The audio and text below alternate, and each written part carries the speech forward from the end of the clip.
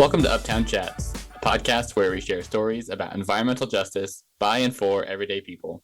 I'm your co-host, Jaron. And I'm your other co-host, Lonnie. And today, we're talking about an important We Act campaign called New York Heat that's all about making energy more affordable and supporting New York's transition to renewable energy. We'll be joined by Cameron Clark, We Act's New York Heat campaign coordinator. But before we get to that, Lonnie, can you share We Act's mission? Absolutely. We Act's mission is to build healthy communities by ensuring that people of color and or low-income residents participate meaningfully in the creation of sound and fair environmental health and protection policies and practices. Thank you. So a little bit more about the New York Heat Act before we jump into our interview. You may or may not know, the Climate Leadership and Community Protection Act, or the CLCPA, was passed back in 2019 and committed New York State to reducing emissions to 40% below 1990 levels by 2030, and then to 85% below 1990 levels by 2050. And those targets were set to help the state address the climate crisis, which is disproportionately impacting communities of color. And we also have the New York Heat Act, which is the New York Home Energy Affordable Transition, which is what we're going to be talking about today. And it's designed to make energy more affordable and accelerate New York's transition to renewable energy to make sure that the New York State's public service law is aligned with the CLCPA. Exactly.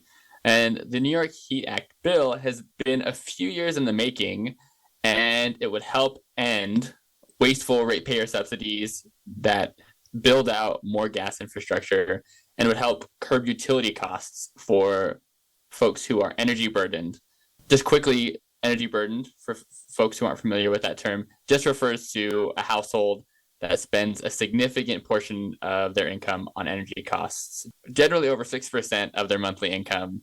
And currently that includes about 25% of New Yorkers. So 1 in 4 New Yorkers is currently energy burdened. So this would help out a lot of folks.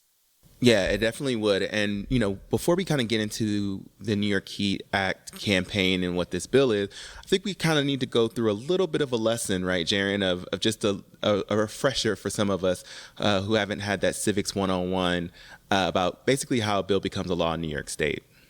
Yeah, I think that's a good idea because, like I said, the New York Heat Act bill has been in the works for a couple of years. Has gone through some of these stages, so it might be helpful to have some context for what those steps are in the process of what it takes to get a bill, from introducing it all the way to the finish line. So yeah, let's go quickly through, what some of those steps are for folks who aren't familiar with that. Well, I'll kick us off. So the first step is that there's usually some type of issue that needs to be addressed, and there's some type of solution that is created. And this usually comes from elected officials. They often come up with these ideas. However, they can come from a lot of other places. So it could be constituents or people like you and me. Just everyday folks can come up with the bill. Organizations can also come up with bills that they're calling for in the new law, or other state officials as well. Yeah. And from that idea, that policy solution to that idea, that gets turned into an actual bill itself. And a bill is really just a set of instructions for changing the language of the laws of New York. So bill drafting requires a more specialized legal training, and it's usually carried out by the staff of New York State's Legislative Bill Drafting Commission. Sometimes an interested group may have its own attorneys draft a bill, may work on outside of that system, and lawyers working in state agencies and the executive branch often submit their ideas for legislation in bill form. So it can take a couple different processes to actually take the policy idea or solution and turn it into actual bill language. And as you can imagine, there are many, many bills, there are many ideas and policy solutions that folks have out there. So they have to go through, these bills, once they're drafted, have to go through a committee process, which kind of acts like as a funnel in which a large number of bills introduced each session have to pass before they can actually be considered and voted on. And so members of the standing committee, they evaluate the bills and decide whether to report them or send them to either the Senate floor or the Assembly floor, depending on which chamber it was introduced for the final decision, so that way the full Senate or the full Assembly can actually take a look and vote on the bill. Yeah, from that point, once it's actually introduced into the Senate or the Assembly, each of those respective parties, so the Senate or the Assembly, have the authority to pass the bill in their respective house. So after it gets introduced, there's discussion and debate, a vote's taken, and if a majority of the senators, if it's in the Senate, if they approve, the bill is then sent to the Assembly, and vice versa. So if it's introduced into the Assembly first and the majority of Assembly members approve it, then it gets sent to the Senate to then get reviewed. So, and then the last step is the governor has to take some form of action, right? So while the legislature is in session, the governor has about 10 days, not counting Sundays, to sign or veto bills passed by both houses. So once a bill is passed by both houses, sent to the governor, and they have to decide whether they're going to sign it or they're going to veto it.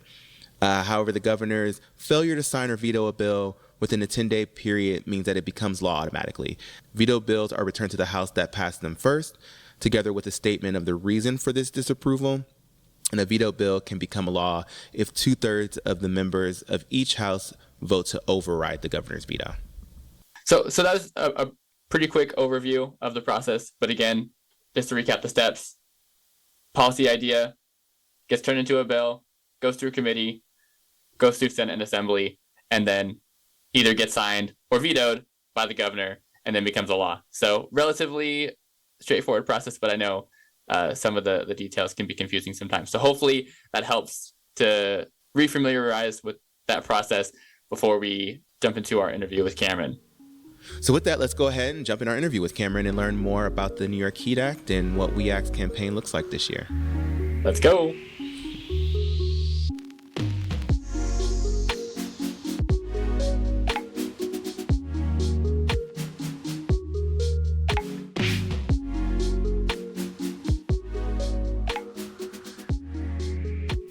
All right. Thank you so much for joining us, Cameron. Before we get too far into our interview, do you mind just giving us a brief introduction? Just tell us about yourself and your exciting new title. For sure, yeah. So my name's Cameron.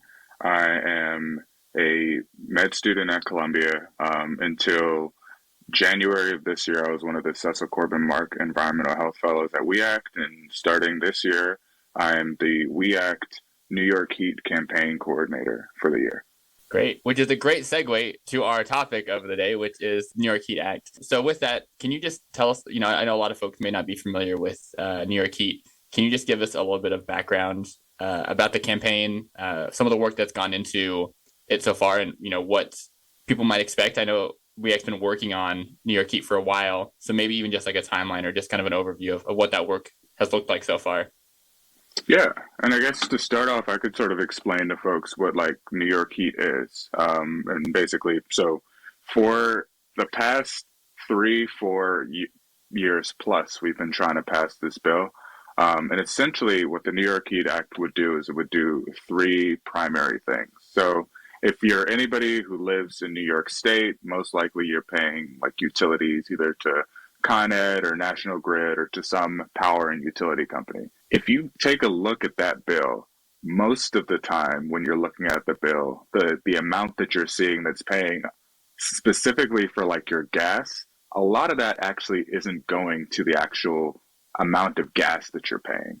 There's a huge chunk of it that actually goes to the utility company as sort of a delivery charge. So the amount that they're getting paid to service those existing gas lines, to keep those things repaired, and then to build new gas lines in your community.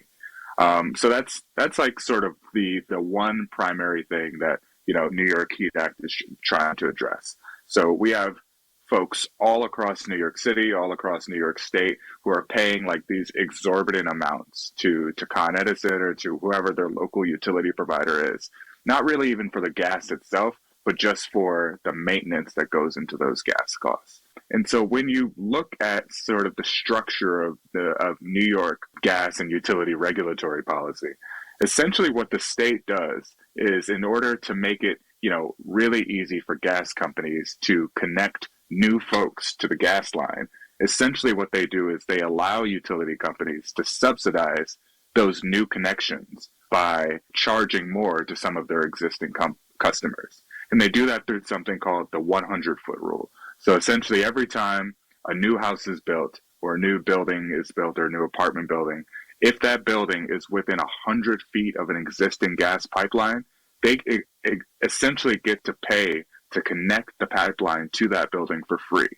And that free obviously isn't free. It's paid for through some of the utility rates that go up for everyone across the state. So that's thing number one that the New York Heat Act is trying to do. It's trying to get rid of that 100-foot rule and make it so that, if you want to connect to gas, that's something that you're actually going to have to pay for.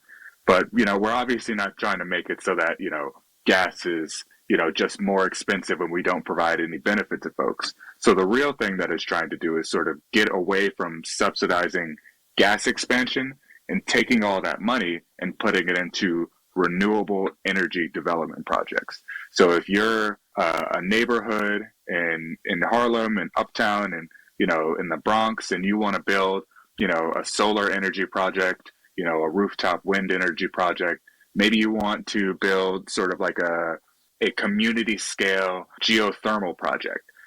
All of those things are currently a lot easier to get funding for if we were able to pass the New York Heat Act. So that's thing number one, stopping the subsidizing of those gas companies. Thing number two, increasing our funding for some of those renewable energy projects. And thing number three is, if you're anybody who has paid, more than, $100 or $200, if you paid more than 6% of your monthly income on some of those gases and utilities, New York Heat Act would actually set a cap so that nobody is required to pay more than 6% of their monthly income towards their utility costs. So it would set a cap so that everybody is paying, nobody is paying more than a certain amount. So it prevents anybody across the state from being energy burdened or being, unable to afford the cost of living in their home due to some of those utility costs. It's really helpful to have that background, and also it's a really good intersection between kind of the climate justice and environmental justice work that we're doing and kind of the affordability crisis that's going on in New York State, and that a lot of people are feeling, actually, honestly, across the country, and, with projected increases in just cost of living overall now with the new federal administration as well. This is kind of something that is really important and something that is necessary for a lot of folks. So I do have a question about kind of, you said that we've been working on this for about 4 years now.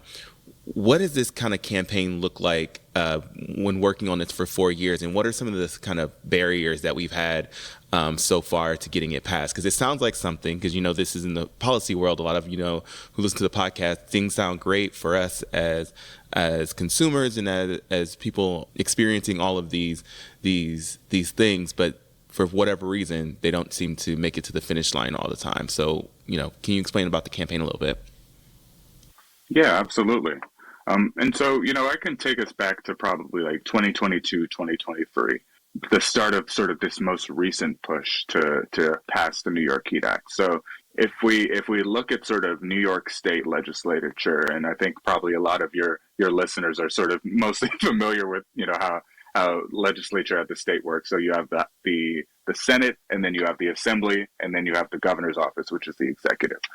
And so back in 2023, we were trying to pass this, and in order to pass it, you need to essentially get it passed by the Senate and the Assembly, and then the governor has to sign off on it. So back in 2023, we actually got this bill passed by the Senate. So every year, since 2023, the Senate has consistently passed this bill through its own session. We actually have had, in addition to the bill passing the Senate, we've actually had majority support in the Assembly for the past 3 years as well. But unfortunately, the bill never actually made it out of the Assembly's Corporations Committee. So it was sort of, mired and stuck in committee and was unable to get out. What sort of prompted a change was most recently in 2024, which was when Hochul, in her own sort of budget, which sort of lays out her vision for what she wants to accomplish in New York and all of the bills that she wants to pass and the policies that she wants to implement, is she actually put, a few of those key tenets of the New York Heat Act in her own executive budget.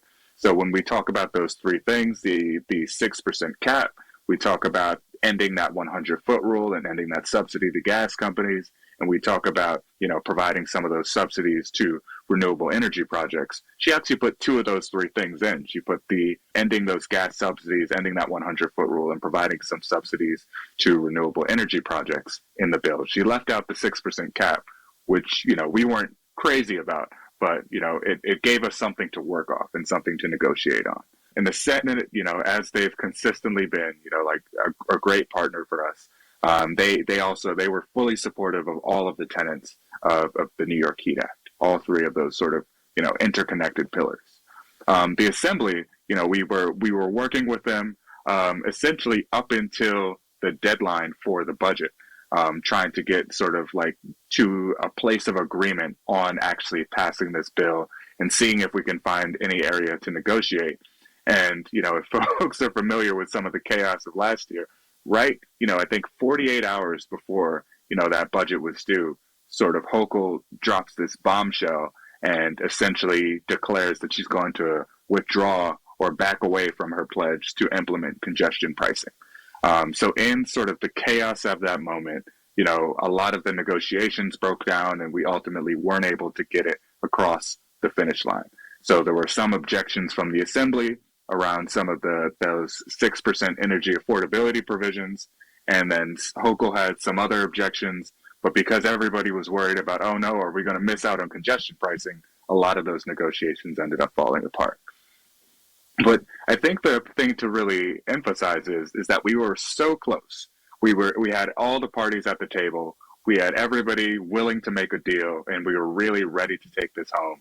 And it was really just sort of that external thing that really didn't have anything to do with New York Heat that sort of threw a wrench into some of those negotiations.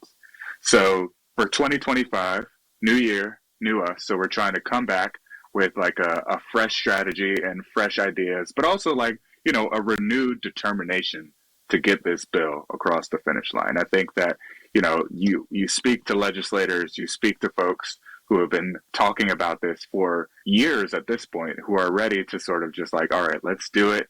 Let's move on. Let's get on to the next thing. We have a lot more challenges to tackle. Can we finally get New York Heat across the finish line? So, this year we have a new sponsor in the Assembly. The previous Assembly sponsor actually moved over to the Senate. And we have actually, we've had some remarks from Carl Hasty, who's sort of the Assembly leader, talking about how, maybe he's a little bit more open to New York Heat Act. And so we're really trying to make sure that the Assembly and Hochul are feeling the pressure to get this across the finish line and deliver this win that would give drastic price decreases for huge amounts of low-income New Yorkers. And I'll take that as my segue. There's so many things I want to unpack there or touch on, but for the sake of time, I won't get to too many of them. But I think it's interesting that the affordability piece, the cap for energy bills, is a bit of a sticking point. You think that would be, I would think that would be priority number one. Everyone's thinking about affordability, cost of living, and that is a sticking point, or didn't make it into Hochul's pieces in the executive budget is interesting to me. But that really touches on one of our next questions that we have for you, which is how are New Yorkers, the average New Yorkers, especially, folks in environmental justice communities, how are folks going to benefit from the New York Heat Act, and what will actually look like for folks on the ground? I think you've kind of touched on it a little bit, but spelling that out a little bit more specifically, there's a lot of work that's gone into making this happen. There's a reason for that, right? It's going to bring benefits to folks. But can you speak a little bit more about what that would look like if y'all are successful this year? I'm trying to manifest for you when you're successful this year, what this will look like for folks. Yeah, absolutely. No, I appreciate that. And, I think we can go micro to macro if we're talking about the benefits for folks. So, I think a benefit that really goes underrated in some of these conversations, we talk about affordability, we talk about, sort of getting gas out of homes and renewable energy. I think a huge benefit is that, the less gas that we're having in folks' homes, the greater the impact on folks' health will be. New York City and specifically, Upper Manhattan and the Bronx have some of the highest rates of asthma in the entire state. If you look at the Bronx and the South Bronx specifically, they have rates of asthma that are double the rates of every other borough in the city combined. So it's a huge disparity, and it's predominantly impacting folks who are Black, folks who are brown, and folks who are low income. And so removing some of those gas hookups and making it easier for folks who are making new buildings to make the choice to build electric as opposed to gas would have a huge impact on, the health of some of these communities, and making it less likely that some of those, young, vulnerable folks who don't have the ability to make that choice for themselves are able to avoid developing asthma early in life. In this day and age, I think folks are also very concerned about sort of affordability and costs. And, I think that 6% cap is like huge for households. So essentially what this would do is this would, instead of folks paying, 10, 15, 20, 25% of their monthly income on just utilities, as we see in some of, the conversations that we have with community members, this bill would essentially say that nobody is going to be rendered destitute because of the cost of their utilities, because of the cost of their gas. And so we're trying to accomplish that through a bunch of different regulatory measures to achieve that 6% cap. But that ultimately the goal is to set sort of like an upper limit on the amount that these utilities can feasibly charge some of our most vulnerable low-income folks in the state. And I think it's also important to not underrate some of those macro impacts, which is New York State made this commitment through sort of the CLCPA to achieve some of those fossil fuel targets or those goals of reducing its fossil fuel emissions. And I think that we're not really going to get that unless we start, heavily subsidizing and heavily investing in renewable energy projects in New York City and across the state. And we start to, really avoid introducing additional pipelines into the ground to provide gas to homes. We're really only going to get there if we actually start to invest in these renewable projects. And I think that's the third thing that the New York Heat Act is really trying to do. Yeah, leave it to the med student to bring in the health impacts, positive health impacts, which I want to kind of circle back a little bit to, just because I think a lot of people, when they think of their experience with fossil fuel, mostly is kind of either, if they don't have a car, especially in New York City, it is kind of the gas stove in your home, which is very dangerous. There's a lot in terms of pollutant indoor air quality issues that go on, but then also, these things explode. We have buildings that have gas issues and leaks that can lead to explosions in buildings, and it can be relatively unsafe as well. And so kind of transitioning off of the fossil fuel in all aspects of our lives is really important. I just like to emphasize how much of a industry campaign that was. Like, even the phrase "now we're cooking with gas" was developed and created on purpose, right? It was not an accident. And electric stoves were the dominant type of stove that we had in homes for such a long time, until kind of the natural gas boom kind of came to parts of the U.S. But I will pass it to Jaron. Yeah. Well, speaking of campaigns, I appreciate all the context about the New York Heat Act itself, like what benefits it will bring to New Yorkers, and want to emphasize that it's a part of a campaign that We Act is working on to help move it forward. Like we said before, it's been a couple years in the making. There's some changes in the landscape that we're hoping will make it likely to succeed this year. But can you tell us a little bit more about what the work looks like this year to help get it across the finish line? You touched on having a little bit more support potentially in the House, a new sponsor. But what might it look like for folks that anyone's listening wants to get involved? Like what might they expect to see with the campaign this year? Yeah, for sure. I think that we're in a really interesting time right now where, the obstacle last year, or the sticking point last year, was sort of that 6% cap, and folks sort of waving their hands about how are we going to pay for that? How are we going to afford that? Is it going to make the utility prices go up for everyone else if we impose that 6% cap? But in the years since, I think a huge topic for folks across the political spectrum, across the country, has been affordability and the cost of living. So I think we're in like a really interesting time period where we have all these elected officials in Washington and Albany and City Hall in New York City all talking about how to make the cost of living cheaper for their residents, for their constituents. And we're holding up this thing on sort of like a silver platter saying like, hey, have you considered this thing that we've been working for a few years now? So I think that there's like a really huge opportunity for us to like utilize some of that energy and that excitement for affordability to push this bill. I'm not sure when this podcast goes out, but if you listen to it on the 4th, I will likely be in Albany with a coalition like campaigning for the New York Heat Act. So we'll be rallying up in Albany tomorrow. We'll be there all day, meeting with legislators, talking on the steps and like having those conversations with folks about the New York Heat Act. But if you want to get involved in future days, I would definitely encourage you to come to some of our climate justice working group meetings, and you can find out more about this campaign and figure out where you can actually slot in to get involved. If this is something that excites you about, having lower bills, about having more, renewable energy job opportunities, about having less gas in your home, in your space, around your kids, around your family. If any of those things sound good to you, then I would definitely encourage you to reach out and join our campaign. Great. And for folks who are intimidated by the idea of, getting involved with some of the work at the state level, going to lobby days and things like that, one of our previous guests and WEAC staff, Brianna Carbajal, has done a great video about what that experience looks like. And we're going to include a link in the show notes for folks to check that out, because it can seem intimidating. And as someone who's, gone to one of those before, I remember the first time, it like feels like a lot.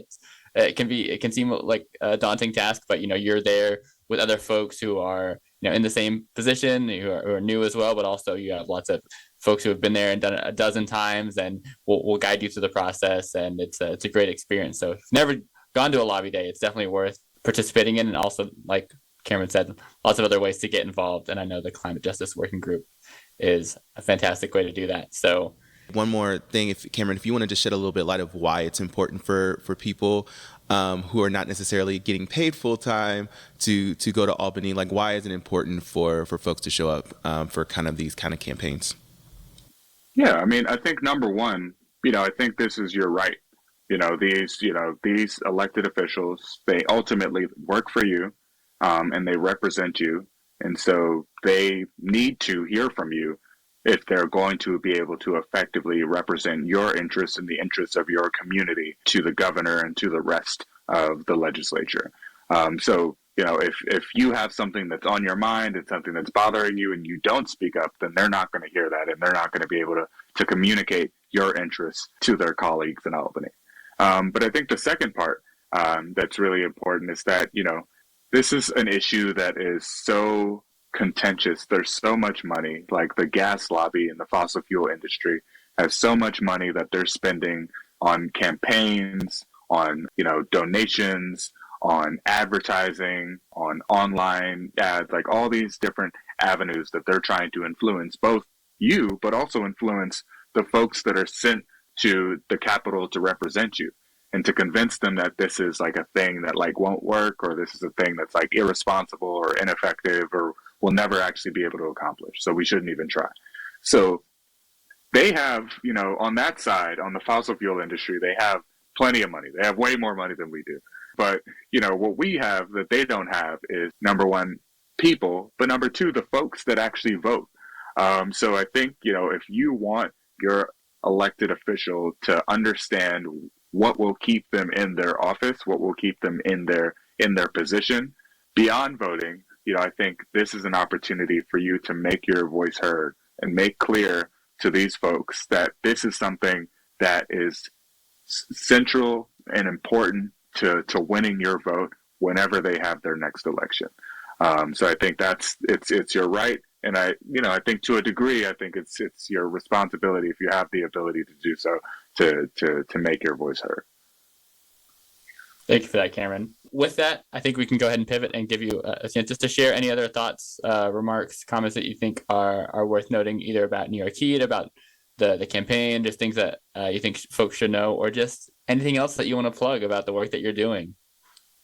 Yeah, I mean, I think the one other thing that I would mention is, if you can't make it up to Albany, if you can't make it to a lobby day, definitely it's always fine to send email, send a text, call your legislature, send an email to Kathy Hochul, to the governor. There's all these different opportunities to make your voice heard. And I think, especially if you work a job where you can't take an entire day off to take a trip up to the Capitol.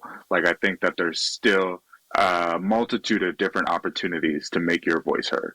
And I'd encourage you to try any of those, and I can probably pass those off to y'all to include in the show notes as well.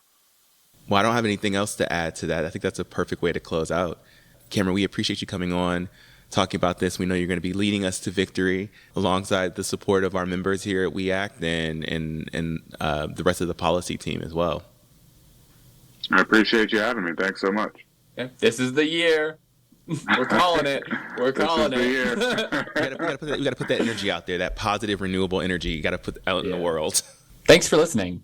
If you like this episode, make sure to rate and review the show on whatever platform you listen on.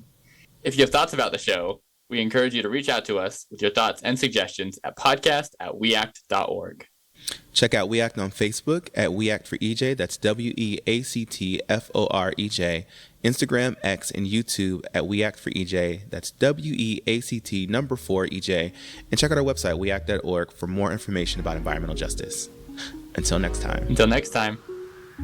Bye. Nailed it. Bye.